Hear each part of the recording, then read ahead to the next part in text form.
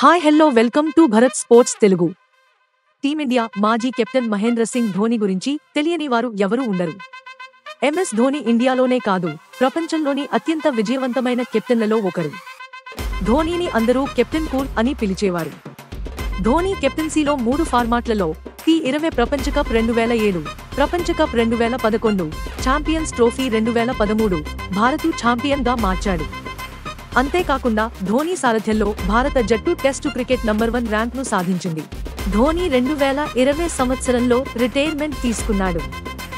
ఇప్పుడు ధోని ఐపీఎల్లో మాత్రమే ఆడుతున్నాడు. అయితే ధోని విజయవంతమైన క్రికెటర్ మారడానికి ముందు అతను ఏం చేసేవాడో తెలుసా? తాను క్రికెటర్ కాకముందు రైల్వేస్లో జాబ్ వచ్చింది. ఖరగ్పూర్లో టికెట్ కలెక్టర్గా పనిచేసేవాడు. అయితే తన ప్రపంచం అది కాదు. క్రికెటర్ కావాలన్నది ధోని కల. అతని కలను నెరవేర్చుకోవడానికి రైల్వే ఉద్యోగం వదిలి బ్యాట్ పట్టాడు. ఇప్పుడు ప్రపంచంలోనే ధోని అంటే మంచి పేరు సంపాదించుకున్నాడు. ఇదిలా ఉంటే భారత గ్రేట్ కెప్టెన్ ఎంఎస్ ధోని తొలి ఉద్యోగ నియామక లేఖ సోషల్ మీడియాలో వైరల్ అవుతోంది.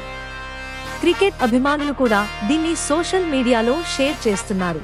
రాంచీలో జన్మించిన ధోని డిసెంబర్ 2004లో బంగ్లాదేశ్పై అంతర్జాతీయ అరంగేట్రం చేశాడు. కానీ దురదృష్టవశాత్తు గోల్డెన్ డక్తో అవుట్ అయ్యాడు. అయినప్పటికీ ధోని పట్టు వదలలేదు.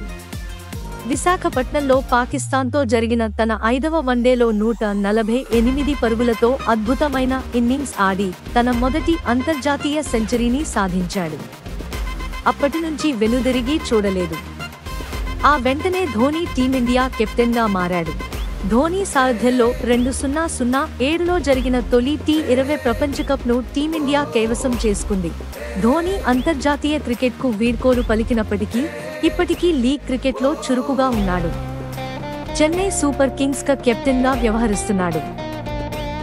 గతేడాది ధోని సారథ్యంలో సిఎస్కే 5వసారి ఐపీఎల్ ట్రోఫీని కైవసం చేసుకున్న సంగతి తెలిసిందే. ఇలాంటి స్పోర్ట్స్ అప్డేట్స్ కోసం like, share, subscribe to Bharat sports Telugu.